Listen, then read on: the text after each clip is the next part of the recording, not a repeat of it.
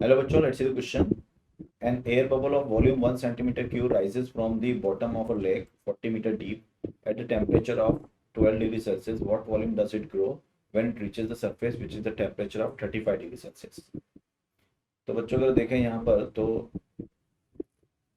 इस क्वेश्चन को हम ऐसे समझें कि मान लो ये आपकी एक लेक है और ये इसका बॉटम है. ठीक है, यहाँ पर हमारे पास एयर बबल है.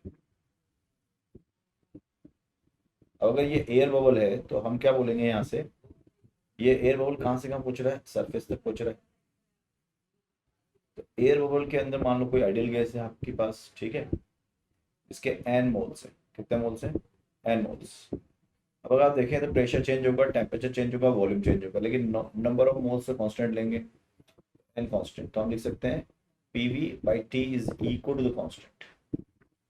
ठीक है, फिर हम लगा सकते हैं P1 V1 by T1 is equal to what, P2 V2 by T2.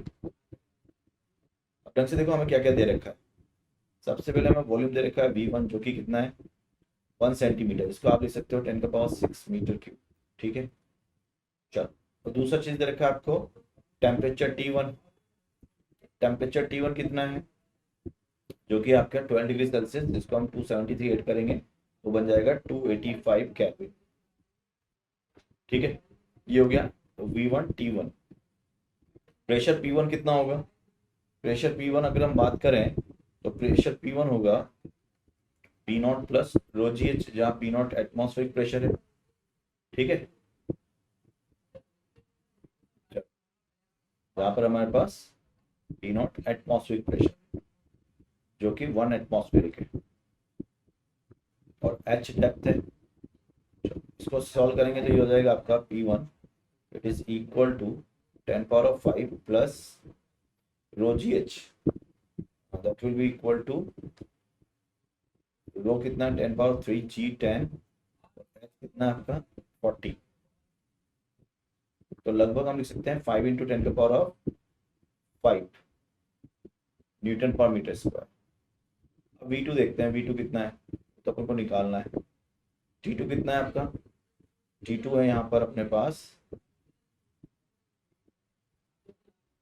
T2 देखो ये रहा 35. अगर 273 जोड़ेंगे 30 तो कितना हो जाएगा, 273 जोड़ने पर 2308 308 केल्विन. ठीक है, और क्या निकाल P1 कितना हो गया, P2 कितना हो गया, वो तो एटमॉस्फेरिक हो गया 10 पावर 5. ठीक है, अब बस सारी वैल्यूज पुट कर दो यहाँ पर. तो अगर हम सारी वैल्यूज पुट करेंगे तो V2 क्या हो जाएगा, ये that is equal to P1 V1 T2 upon P2 T1. So value put कर दो तो ये हो गया आपका 5 इंटू 10 का पावर ऑफ 5. V1 कितना है आपके पास, वॉल्यूम 10 पावर माइनस 6. T2 कितना है 308 डिवाइड बाई P2 कितना है 10 पावर 5 और T1 कितना है टेम्परेचर 1 285. सॉल्व करोगे बच्चों तो V2 जो आएगा वो आ जाएगा आपका 5.263 सेंटीमीटर क्यूब, यानी कि 10 का पावर माइनस, या इसको ऐसे लिख सकता हूँ V2 is equal to 5.263 into 10 का पावर माइनस 6 मीटर क्यूब. यानी कि आपका आंसर हो जाएगा बी, ऑल द बेस्ट.